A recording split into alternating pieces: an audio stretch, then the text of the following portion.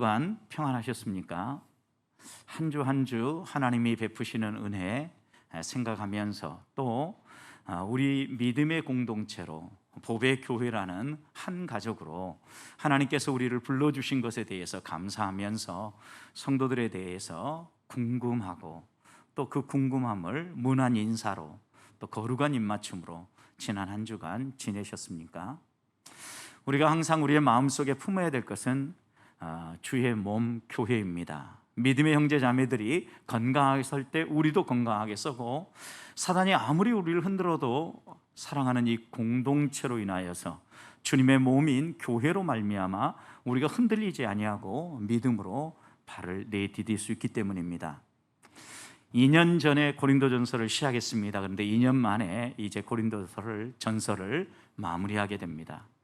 고린도전서를 우리가 묵상해 오면서 계속 마음에 새겼던 게 무엇입니까?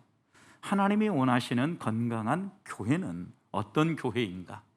얼마나 많은 일을 하는가? 얼마나 많은 은사가 있는가? 얼마나 많은 사람이 함께하는 교회인가? 얼마나 화려한 건물을 가진 교회인가가 중요한 게 아니라 하나님 앞에서 하나님의 말씀을 마음에 새기고 그 말씀에 순종하면서 성장해가는 성도들이 있는 교회인가 그러지 않은가가, 그 교회가 건강한 교회입니다. 문제가 있느냐 없느냐보다 문제가 있을 때 하나님 말씀 앞에 무릎 꿇을 줄 알고 말씀이 교훈하는 대로 순종하며 따라갈 수 있는 교회, 바로 그 교회가 건강한 교회입니다.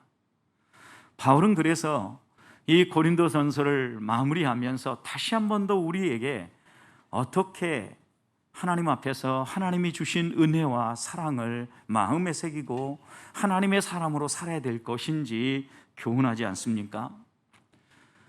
정말 하나님께서 우리에게 주신 새 생명이 있고 하나님 안에서 그리스도의 교회로 우리를 부르셨다면 우리는 인정하든 인정하지 않든 하나입니다.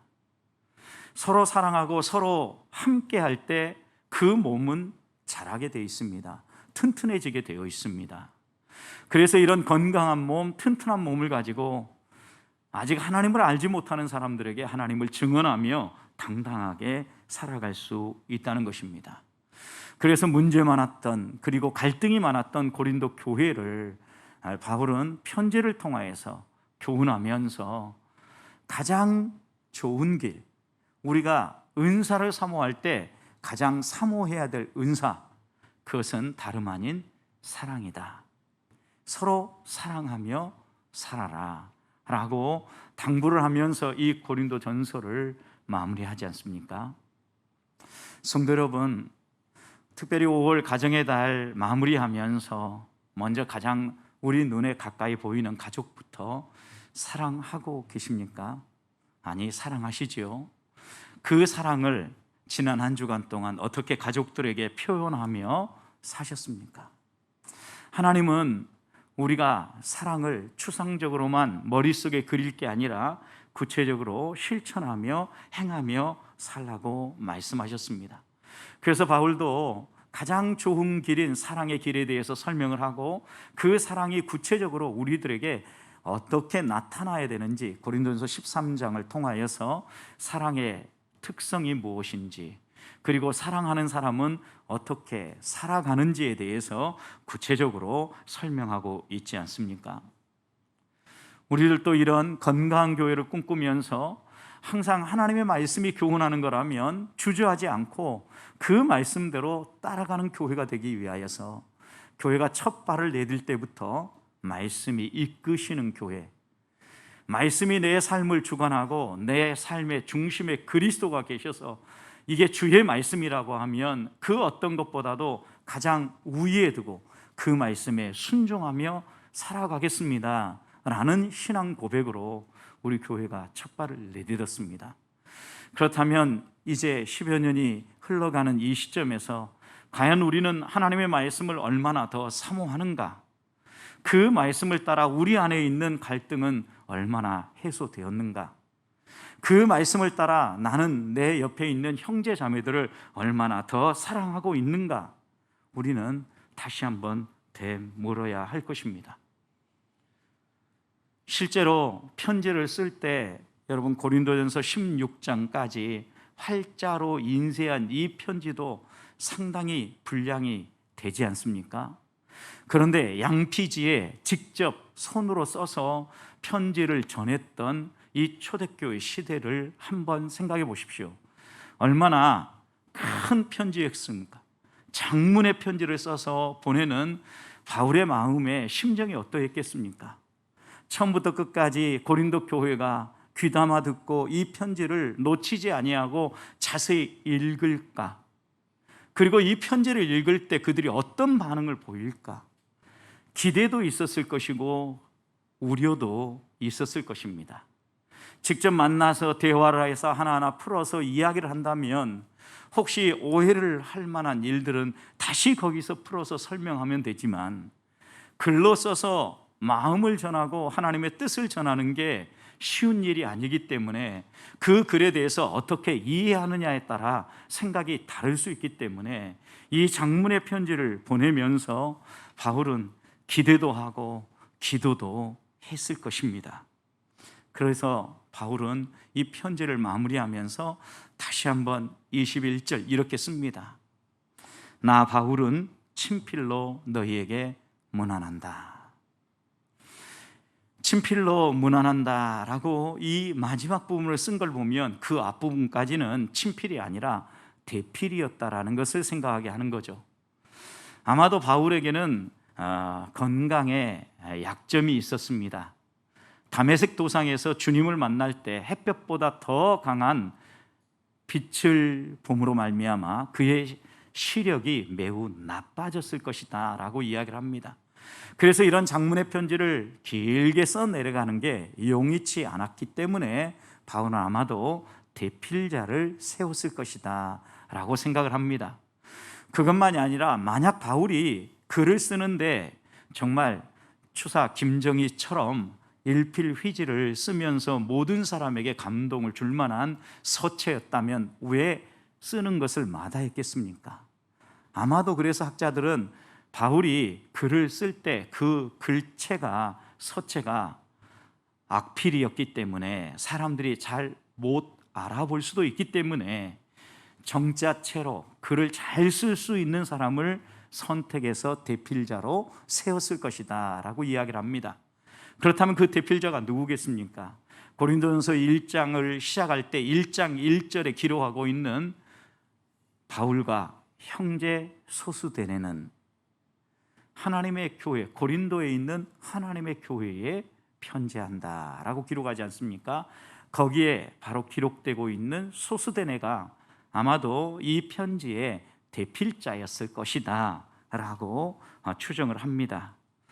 여러분, 그런데 우리의 마음속에 한번 생각해 보십시오. 그냥 자신이 쓸 수도 있고 자신이 써서 자신의 속에 있는 마음을 가장 잘 전달할 수도 있었을 텐데 왜 대필자를 쓰겠습니까? 한 가지는 분명합니다. 바울의 관심사가 자신에게 있지 않았고 고린도 교회 성도들에게 있었고 이 편지를 받는 사람들에게 있었다는 겁니다. 어떻게 해서든 하나님의 말씀이 선명하게 이해되어지고 제대로 읽고 그 말씀에 따라 그들 안에 있는 갈등과 문제들을 해결하고 하나님의 교회로 건강하게 세워지기를 원하는 간절한 마음이 있었기 때문에 그는 이렇게 대필자를 세워서 편지를 전달하고 있다는 것입니다. 사랑하는 성도 여러분, 여기서 우리는 다시 한 번 더 이 고린도전서를 마무리하면서 마음에 새겨야 될 것이 있습니다. 우리의 관심사가 어디 있느냐는 겁니다. 우리의 삶의 방향이 어디를 향하고 있느냐는 겁니다. 하나님의 말씀을 사모하고 하나님의 사람으로 살아가기를 간절히 원한다면 우리의 삶의 방향은 분명합니다. 우리 안으로 향하고 나를 위하고 나의 필요만을 위해서 달려가는 삶이라면 우리는 잘못 살고 있는 겁니다. 분명히 이야기하는 겁니다. 너희의 삶의 방향이 이웃에게로 향해야 되고 너희가 받은 은혜를 나누려고 하는 사람에게로 향해야 된다라고 말하고 있는 겁니다. 우리의 관심사가 무엇인지를 점검하십시다. 그리고 믿음의 형제자매들, 우리 주변에 있는 사랑하는 형제자매들, 그리고 하나님이 특별히 불러서 세워주신 교회가 건강하게 세워지고 하나님의 영광을 드러낼 수 있도록 우리의 관심사가 변화되어지는 놀라운 역사가 있기를 소망합니다. 그렇다면 바울이 이 편지를 마무리하면서 다시 한 번 더 강조하는 것은 무엇일까요? 세 가지입니다. 먼저는 주를 사랑하라는 것입니다. 첫째도 사랑이고 둘째도 사랑이고 마지막도 사랑이라고 당부하고 있는 겁니다. 22절 말씀 보십시오. 만일 누구든지 주를 사랑하지 않으면 어떻게 된다고요? 저주를 받을지어다. 분명하게 바울은 선포합니다. 누구든지 예외가 없습니다. 모든 사람입니다. 주를 사랑하는 사람과 주를 사랑하지 않는 사람에 대하여서 바울은 선명하게 선을 긋고 있는 겁니다. 주를 사랑하고 주의 말씀을 따라 순종하는 자들에게는 하나님이 약속하신 영생의 복락이 기다리고 있지만, 주를 사랑하지 아니하고 주의 말씀에 순종하지 않는 자들에게는 저주가 기다린다는 것입니다. 이 세상에서 얼마나 행복하고 얼마나 복되게 사느냐가 중요한 게 아닙니다. 우리가 주를 사랑하는 삶을 살고 있느냐 그러지 않느냐에 따라서 우리의 삶의 마지막 끝자락이 결정되어진다는 것입니다. 저주인지 하나님이 영생의 복락을 주시는 것인지 분명하게 결정되어진다는 겁니다. 그러면서 다시 한 번 더 바울은 마지막에 다시 한 번 우리에게 너희는 얼마나 교회를 사랑하고 주를 사랑하느냐고 묻고 있는 것입니다. 왜 주를 사랑하는 것이 교회를 사랑하는 것입니까? 사랑에 대해서 누구보다도 명확하게 이해하고 누구보다도 사랑에 대해서 잘 설명해 주었던 사도 요한, 다른 어떤 제자들보다 하나님의 주님의 사랑을 듬뿍 받고 장수했던 사도 요한이 쓰는 요한 1서의 말씀을 보십시오. 요한 1서는 전체의 주제가 사랑입니다. 그런데 사랑하는 사람들마다 하나님을 알고 하나님께로 나서 하나님을 사랑한다 그랬어요. 하나님을 알아가면 알아갈수록 하나님에 대한 사랑이 우리 안에서 살아나고 풍성해진다는 것입니다. 그런데 하나님을 사랑하는 자는 우리 눈에 보이는 사람을 사랑하게 되어 있다는 겁니다. 하나님을 사랑한다 말하면서 눈에 보이는 사람을 사랑하지 않는다면 그 사람은 거짓말장이에요. 거짓말장이는 사단의 자녀들이다. 분명히 이해하는 걸 보면 거듭난 사람은 하나님을 알아가게 되어 있고 하나님을 알아가면 알아갈수록 하나님을 사랑하게 되어 있는데, 하나님을 사랑하는 자는 하나님이 우리에게 주신 계명을 지켜 행하는 사람이다 라고 분명하게 증거해 주고 있습니다. 그래서 누구보다도 이런 하나님의 돌보심, 하나님의 사랑을 맛보고 경험했던 다윗은 시편 18편 1절에서 나의 힘이 되신 여호와여, 나의 힘이 되신 여호와여, 내가 주를 사랑하나이다. 내 사랑 당신은 여호와이십니다. 이렇게 고백하고 있는 겁니다. 그런데 이 시편 18편의 표제를 보면 다윗이 언제 이런 시를 지습니까? 다윗을 공격하는 사람들이 참 많았습니다. 대적자들, 특별히 그 가운데서도 사울, 이런 대적자들의 대적이 완전히 하나님의 손길에 의해서 끊어지고 승리를 맛보던 그날 아침에 다윗이 노래를 지어 노래했는데, 바로 그 노래가 나의 힘이 되신 여호와여, 내가 주를 사랑합니다 라고 고백했다는 것이죠. 주를 사랑하고 하나님을 의뢰하고 하나님을 따르는 자에게 하나님이 승리의 복을 주신 것을 경험하면서 다윗은 하나님, 당신은 내 사랑입니다. 당신은 나의 피할 바위이시고 피난처이시고 요새이십니다. 시편 18절 말씀을 보면 결국 원수들을 꺾으시고 나를 가장 높은 곳에 올리셔서 마치 높은 곳을 다니는 사슴의 발같이 나를 걷게 해 주셨습니다. 노래하지 않습니까? 성도 여러분, 주를 사랑하는 자에게 하나님이 약속하신 은혜를 맛보기 원하십니까? 그렇다면 주를 사랑하고 그 사랑이 이웃들에게 흘러가도록 살아보십시다. 고린도 교회에 바울이 당부했던 것처럼 극심한 어려움 가운데서도 예루살렘 교회와 이웃들을 위하여서 풍성한 연보를 드렸던 고린도 교회처럼 우리를 또 하나님 앞에서 하나님의 말씀에 순종함으로 주를 사랑함을 표현해보고, 또 주께서 우리를 어떻게 만지시는지 경험하면서 시인 다윗처럼 내 사랑 여호와, 당신은 나의 힘이십니다, 나의 요새이십니다 라고 고백하며 나아가는 성도들이 될 수 있기를 소망합니다. 사사 드보라도 시스라를 꺾은 다음에 사사기 5장에서 노래하지 않습니까? 자신의 힘이 아니라 하나님의 은혜로 하나님을 사랑하고 하나님을 의지하며 나아갔더니 하나님께서 승리케 하신 것을 노래하면서 이렇게 노래합니다.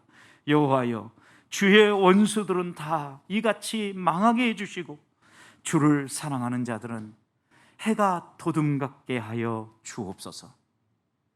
해가 도둠같게 해 주옵소서. 주를 사랑하는 자는 아침에 해가 떠오를 때 얼마나 힘있게 솟아오릅니까? 야, 해가 보인다 보인다. 일출을 구경하기 위해서 갔을 때 여러분 생각해 보십시오. 보인다고 했는데 순간 쑥 떠오르지 않습니까? 아침에 떠오르는 그 해처럼, 돋는 해처럼 하나님께서 하나님의 백성들을, 주를 사랑하는 자들을 하나님이 나타내 보여주시고 보호해 주시고 하나님께서 복 주시기를 소망합니다 라고 노래했던 겁니다. 그러므로 하나님을 사랑하는 사람, 우리가 정말 주를 사랑하는 사람이라면 주의 말씀을 마음에 새기고 그 말씀에 따라 하나님을 알아가는데 시간을 들일 뿐만 아니라 하나님을 알아가면 알아갈수록 그 말씀에 순종하는 삶으로 이웃과 내 주변에 있는 사람들을 사랑하는 삶으로 우리의 삶을 표현해야 되지 않겠습니까? 그런데 바울은 원수까지도 사랑하라고 당부하신 주님의 말씀과 달리 주를 사랑하지 않는 자는 저주를 받을지어다. 왜 저주를 선포할까요? 정말 바울이 원하는 것은 주를 사랑하지 않는 사람들 다 망하고 다 죽기를 원한다, 이런 의미이겠습니까? 바울이 여기에 담고자 하는 의미가 있다고 하면 주를 사랑하지 않는 자에게 기다리는 것은 저주밖에 없다. 그러니 고린도 교회여, 너희는 주를 사랑하는데 앞장서기를 소망한다. 그리고 어떠한 한 사람도 주를 배반하고 주에게 불순종함으로 심판을 받지 아니하고 하나님께서 약속하신 복을 받기 원한다라는 의미에서 이런 표현을 사용하고 있지 않겠습니까? 실제로 데살로니가후서 3장 14절 말씀을 보면 이렇게 증거합니다. 누가 이 편지에서 한 우리 말을 순종하지 아니하거든 그 사람을 지목하여 사귀지 말고 그로 하여금 부끄럽게 하라. 여러분, 우리 공동체 안에서 누군가가 하나님의 말씀대로 순종하지 아니하고 자기의 생각대로 행동하는 성도를 봤을 때 여러분 어떻습니까? 사귀지도 말고 그를 부끄럽게 하라고 하는데 정말 얼굴도 쳐다보지 아니하고 인연을 끊습니까? 바울이 왜 이런 말을 하는 겁니까? 분명히 이 말씀에서도 원하는 게 있습니다. 그 다음에 이어지는 말씀을 보면 그러나 너희가 이렇게 행동하는데 왜 이렇게 행동하라는지 의미가 그 다음 나오는데, 그러나 원수같이 생각하지 말고 형제같이 권면해라. 여러분, 형제같이 권면하는 이유가 무엇이겠습니까? 이 말씀을 듣고 하나님이 정말 우리를 향하여 가지고 계신 뜻이 무엇인지를 깨닫고 회개하고 돌이키기를 원하는 것입니다. 하나님이 우리를 향하여 가지고 계신 계획은 우리 모두가 하나님을 뜨겁게 사랑하고 하나님의 약속하신 복을 받아 누리는 삶을 살기 원하십니다. 한 주간 살아가는 동안, 또 우리의 남은 생을 살아가는 동안 하나님을 알아가는데 열심하고 하나님을 알면 알수록 그 말씀에 순종함으로 하나님 사랑을 표현하고 그 하나님 사랑을 이웃들에게 흘려보내는 주의 자녀들이 되시기를 주님의 이름으로 축복합니다. 그런데 언제 주를 사랑하는 자에게 복이 임하고 또 주의 말씀에 순종하지 않는 자에게 저주가 임합니까? 22절 마지막 부분을 보십시오. 우리 주여 오시옵소서 그랬습니다. 왜 이 단락 끝에 우리 주여 오시옵소서 이 문구를 집어넣었을까요? 여러분, 우리 주여 오시옵소서 이 표현은 여러분이 잘 알고 있는 한 단어입니다. 마라나타. 이 마라나타라는 표현은 초대교회 성도들이 우리 주님의 재림을 사모하면서 고백했던 고백이기도 합니다. 원래 단어는 아람어입니다. 아람어로 그대로 기록이 되어졌는데 이 단어를 어떻게 읽느냐에 따라서 두 가지 의미가 있습니다. 마란 아타 이렇게 끊을 건가, 마라나 타 이렇게 끊을 건가에 따라 두 가지 의미가 나오는데, 하나는 우리 주께서 오셔서 여기 계시다는 의미가 첫 번째 의미입니다. 그러니까 마라나타 이렇게 읽을 때입니다. 여러분, 이렇게 읽다 보면 우리 주님께서 오셔서 우리와 함께 계신다, 이 말씀은요, 창세부터 하나님이 계속해서 우리에게 약속하신 말씀이죠. 범죄한 아담 이후에 이 인류를 구원하기 위해서 하나님이 계획하신 게 무엇입니까? 아들을 보내어서 우리와 함께 하시는 겁니다. 우리를 구원하기 위해서 보내신 그 예수 그리스도의 이름을 임마누엘이라고 가르쳐 줬죠. 이사야 7장 14절, 임마누엘, 하나님이 우리와 같이 계시다 합니다. 하나님이 우리와 함께 하기 위해서 우리 가운데 오셔서 우리와 함께 하신다. 결국 초대교회 공동체는 마라나타 이렇게 고백함으로 지금 우리의 예배 가운데, 지금 우리의 모임 가운데, 지금 우리의 공동체 가운데 주가 와서 계신다. 주의 임재를 인정했고 주의 임재를 경험하면서 공동체가 함께 모이고 함께 하나님을 예배했다는 것입니다. 사랑하는 성도 여러분, 오늘 우리의 이 예배 가운데도, 이 모임 가운데 하나님께서 함께하고 계심을 믿으십니까? 하나님이 우리와 함께 하신다면 바로 우리 가운데 계시는 그 하나님이 우리를 살피실 뿐만 아니라 우리에게 무엇이 필요한지 아시고 우리가 이 믿음의 경주를 해갈 수 있도록 든든히 우리의 손을 붙잡아 주실 거라는 믿음입니다. 초대교회가 얼마나 핍박과 아픔이 있었습니까? 그런데 그들이 어떻게 카타콤과 같은 지하의 동굴 속에 숨어가면서 또 앞을 보지 못하는 여러 가지 어려움들을 겪으면서 신앙을 지켜낼 수 있었습니까? 마라나타, 주께서 오셔서 우리와 함께 계시기 때문에, 오늘도 주님께서 나와 함께 하시며 내 손 잡고 가시기 때문에 승리할 수 있었다는 겁니다. 또 한 가지는 우리 주님께서 오실 것을 기다리면서 재림의 주님이여 어서 오시옵소서, 마라나타, 이렇게 그들은 인사하고 간청했던 것입니다. 실제로 신약 성경의 마지막 책인 계시록 22장 20절 말씀을 보면 이렇게 증언합니다. 이것들을 증언한 이가 이르시되 내가 진실로 속히 오리라.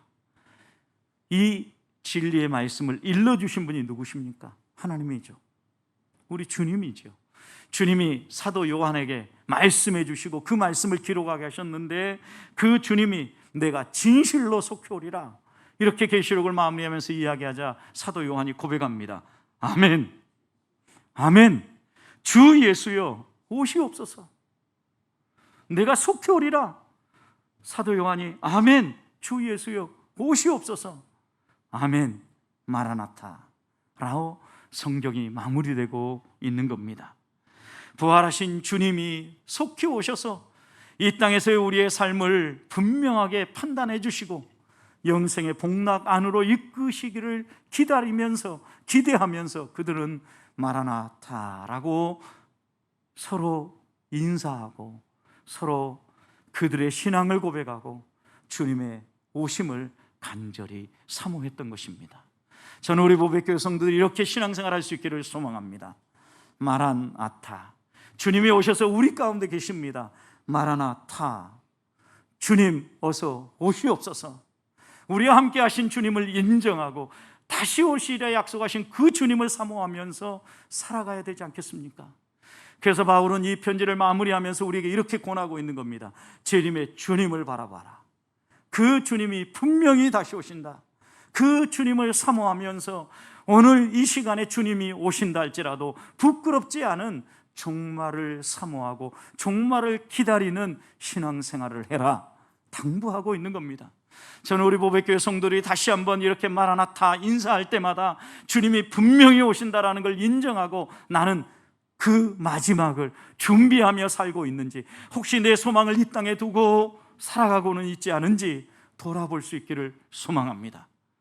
종말이 언제입니까? 주님이 오셔서 우리와 함께 계시는 그 순간부터 승천하신 이후 다시 오실 때까지의 기간을 우리는 종말, 이렇게 얘기합니다.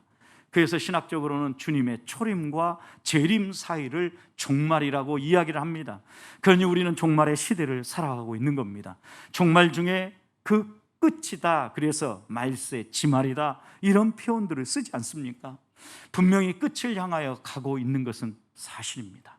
언제 끝날지는 모릅니다. 그렇지만 우리가 종말을 인정하고 종말론적인 삶을 살아간다면 오늘 이 시간에 내 인생이 마무리되고 하나님이 부른다 할지라도 하나님 앞에서 부끄럽지 않을 삶을 살아가야 되지 않겠습니까? 주님의 임재를 인정하고 나와 함께 하시는 그 주님을 힘입어서 주님 어서 오시옵소서, 주님을 맞이할 준비를 하면서 하나님의 사람답게 살아야 되지 않겠습니까? 세상을 떠날 때 사람들의 한결같은 고백이 무엇입니까? 그들은 한결같이 이렇게 얘기했습니다. 좀 더 사랑할 것을,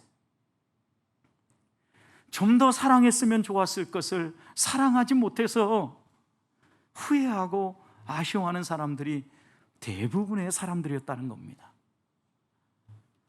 고생만 하고 남겨두고 떠나는 아내에게 따뜻하게 손 한번 잡아주면서 여보 사랑해 라고 말 한마디 못했던 것 때문에 후회를 하고, 순종하며 잘 자라준 아이들에게 사랑한다 아들아, 사랑한다 딸아, 이렇게 말해주지 못한 것 후회하면서 마무리를 진다는 것입니다. 우리도 끝자락을 향하여 가고 있습니다. 주님이 원하는 것은 종말론적인 사랑하는 삶을 살라는 것입니다. 후회 최소화하라는 것입니다. 어느 사람이 후회 않고 살 수 있겠습니까? 있을 수밖에 없습니다. 그러나 후회를 최소화하면서 우리가 형제를 만나고 교제할 때마다 마라나타라고 주 예수여 오시옵소서 간청한다면 후회가 좀 더 줄어들 수 있지 않겠습니까? 바라기는 그렇게 우리의 생을 살아가는 성도들이 되기를 주님의 이름으로 축복합니다. 마지막으로 바울은 당부합니다. 23절 24절 주 예수 그리스도의 은혜가 너희와 함께하고 나의 사랑이 그리스도 예수 안에서 너희 무리와 함께할지어다. 단호합니다.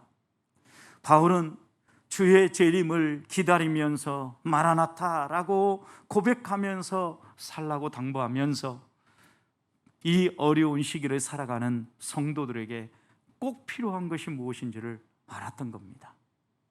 그래서 그들을 향하여서 주 예수 그리스도의 은혜가 너희와 함께 있기를 소망한다. 누구보다도 은혜를 많이 받고 은혜를 경험했던 바울이었기 때문에 그 은혜의 표현인 사랑, 나의 사랑이 너희 무리와 함께할 원한다, 분명하게 고백하지 않습니까? 성도 여러분, 바울은 고린도 전서를 시작할 때도 은혜로 시작을 했습니다.